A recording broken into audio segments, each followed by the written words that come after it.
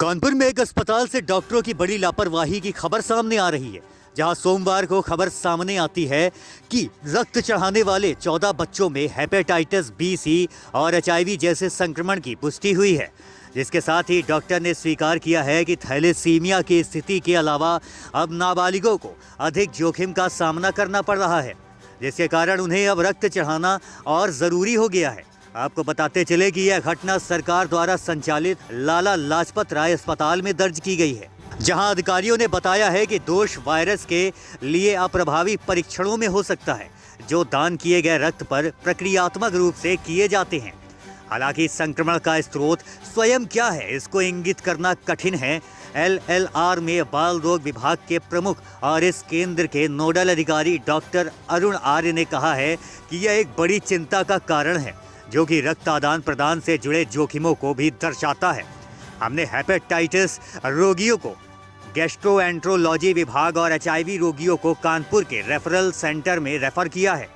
Media को जानकारी देते हुए नोडल अधिकारी डॉक्टर अरुण आर्य ने बताया है कि बच्चों में एचआईवी संक्रमण विशेष रूप से चिंताजनक है।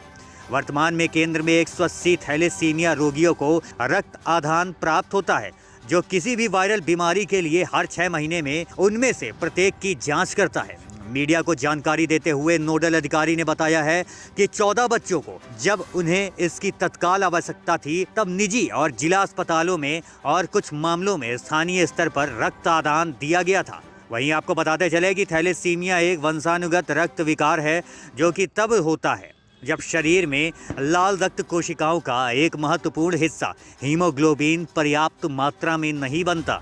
यह एक उपचार योग्य विकास है जो मनुष्य में हो सकता है।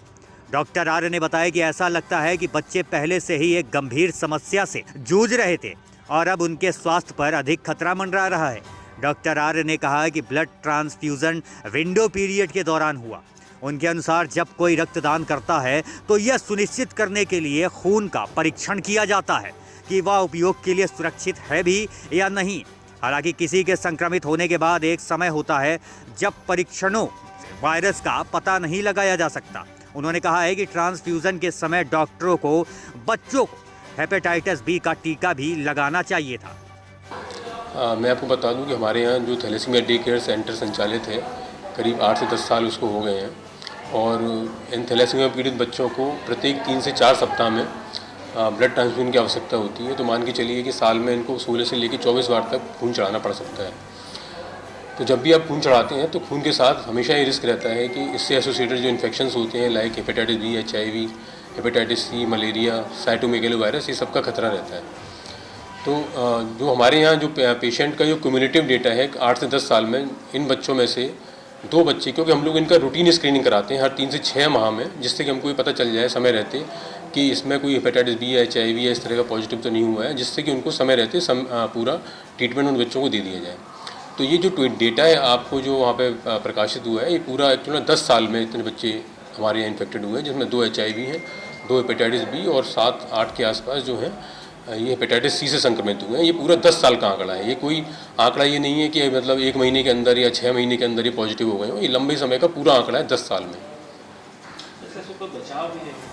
बचाव के लिए जैसे आपको पता होगा, हमारे यहाँ जो ब्लड बैंक है वो one of the best centre है यूपी के अंदर, जिसमें कि नेट से हम लोग टेस्ट कर रहे हैं। एचआईवी के लिए भी न्यूक्लिक एसिड एम्प्लीफिकेशन टेस्ट हम लोग कर रहे हैं, जिससे कि बहुत ही कम चांस रह जाते हैं कि उसके बाद भी अगर कोई पॉजिटिव निकल आए।